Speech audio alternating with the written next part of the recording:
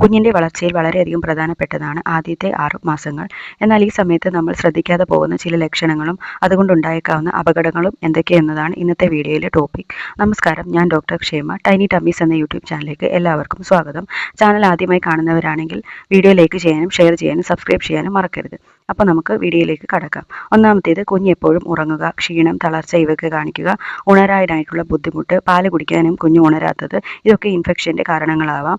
Law blood sugar ഒക്കെ ഉണ്ടാവാനും കാരണമാകും. നോർമലായി ഈ സമയത്ത് കുഞ്ഞുങ്ങൾ 2 മുതൽ 3 മണിക്കൂറിന് ഇടവിട്ട് തന്നെ പാല് കുടിക്കുകയും കരയുകയൊക്കെ ചെയ്യുന്നത് നോർമലാണ്. എന്നാൽ ഈ സമയത്ത് കുഞ്ഞുങ്ങൾ ഉണരാതെ ഇരിക്കുന്നത് അബ്നോർമൽ ആയിട്ടുള്ള ഒരു ഡോക്ടറെ കാണാനായിട്ട് ശ്രദ്ധിക്കുക. രണ്ടാമത്തേത്, കുഞ്ഞ് അകാരണമായി കരച്ചിൽ.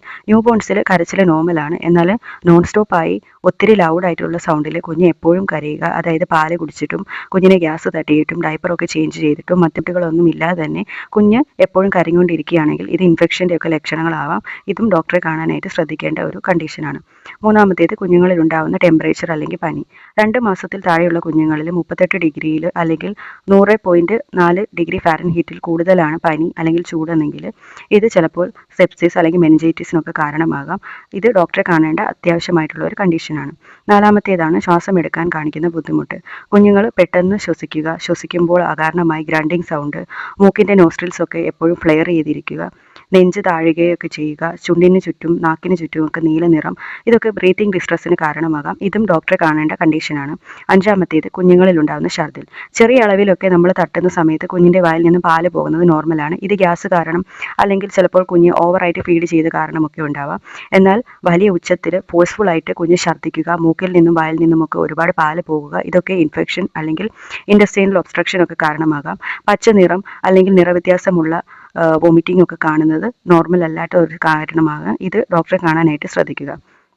ആറാമത്തേത്, കുഞ്ഞുങ്ങളിൽ ഉണ്ടാകുന്ന സീഷേഴ്സ് അല്ലെങ്കിൽ ഫിറ്റ്സ്, ജ്വരം, ഇത് കുഞ്ഞുങ്ങളിൽ കാണുന്നത് തീരെ അബ്നോർമൽ ആയിട്ടുള്ള ഒരു കാര്യം തന്നെയാണ്.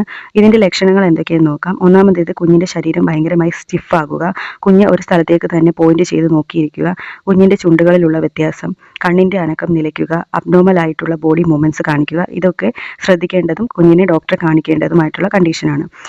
ഏഴാമത്തേത്, കുഞ്ഞുങ്ങളിൽ ഉണ്ടാകുന്ന അബ്നോർമൽ ആയിട്ടുള്ള അംബലിക്കൽ കോഡ് ഇൻഫെക്ഷൻ.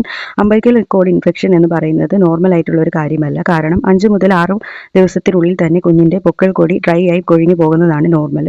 എന്നാൽ ചില സമയത്ത് കുഞ്ഞുങ്ങൾക്ക് റെഡ്നെസ് അല്ലെങ്കിൽ അതിന് ചുറ്റും സ്വെല്ലിങ്, പഴുപ്പ് പോലെ ഉണ്ടാവുക, മഞ്ഞ കളറുള്ള നീര് വരിക, വ്യത്യാസം, ഇവയൊക്കെ ഉണ്ടെങ്കിൽ കുഞ്ഞുങ്ങളെ ഡോക്ടറെ കാണാനായിട്ട് ശ്രദ്ധിക്കുക.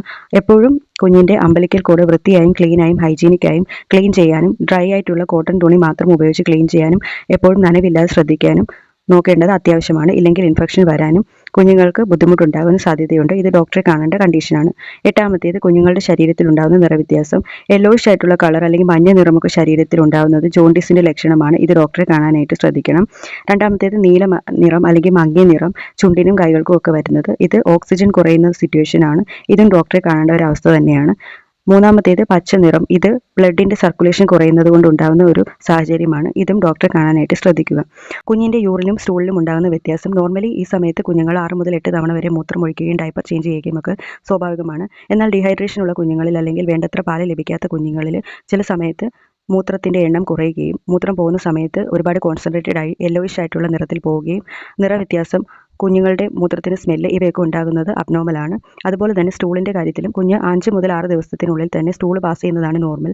എന്നാൽ ഇതിലധികം നീളുകയോ കുഞ്ഞ് പാസ് ചെയ്യുന്ന സമയത്ത് കട്ടിയായി പോവുകയോ സ്ട്രെയിൻ ചെയ്യുകയോ ബ്ലാക്കിഷ് അല്ലെങ്കിൽ ഗ്രീനിഷ് നിറമൊക്കെ കാണുകയാണെങ്കിൽ ഡോക്ടറെ കാണേണ്ട കണ്ടീഷനാണ്. പത്താമത്തേത്, കുഞ്ഞിന് വെയിറ്റ് കൂടാതിരിക്കുക. ക്രമമായി കുഞ്ഞിനെ വെയിറ്റ് എങ്ങനെ കൂടുന്നത് എന്നുള്ളത് നേരത്തെ വീഡിയോയിൽ പറഞ്ഞിട്ടുണ്ട്. നോർമലി നമ്മൾ കുഞ്ഞുങ്ങളുടെ ബർത്ത് വെയിറ്റിൻ്റെ ഇരട്ടിയാണ് 6 മാസമാകുമ്പോൾ പ്രതീക്ഷിക്കുന്നത്. എന്നാൽ കുഞ്ഞ് ഫീഡ് ചെയ്തിട്ടും അകാരണമായി കരയുകയും വെയിറ്റ് ലോസ് ഒക്കെ ഉണ്ടാവുകയും കുഞ്ഞിന് വേണ്ടത്ര ക്രമത്തിൽ വെയിറ്റ് കൂടാതെ ഇരിക്കുന്നത് അബ്നോർമൽ ആയിട്ടുള്ള കണ്ടീഷനാണ്. ഇതും ഡോക്ടറെ കാണാനായിട്ട് ശ്രദ്ധിക്കുക. ഈ വീഡിയോ നിങ്ങൾക്ക് യൂസ്ഫുൾ ആയി തോന്നുകയാണെങ്കിൽ ചാനൽ സബ്സ്ക്രൈബ് ചെയ്യാനും വീഡിയോ ലൈക്ക് ചെയ്യാനും ഷെയർ ചെയ്യാനും മറക്കരുത്. താങ്ക്